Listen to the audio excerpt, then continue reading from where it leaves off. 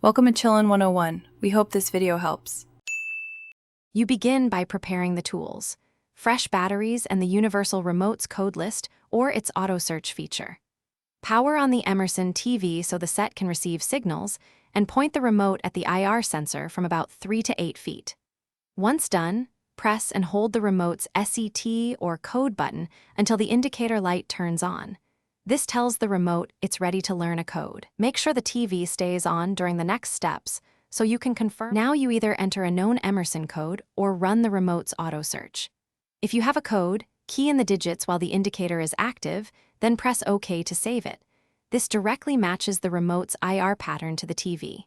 If you don't have a code, start auto search by holding the search or power button while the remote cycles codes. Watch the TV and stop when the TV reacts. This method is slower, but it finds a compatible code without a manual.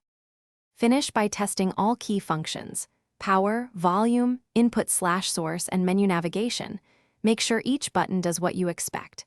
If a function fails, try alternate Emerson codes from the list or repeat the auto search to capture a better match. One key troubleshooting tip: if the TV never responds, replace the batteries and reduce distance or change angle to the IR sensor, then try again. Also verify the universal remote explicitly lists support for Emerson, because incompatible remotes cannot be programmed correctly.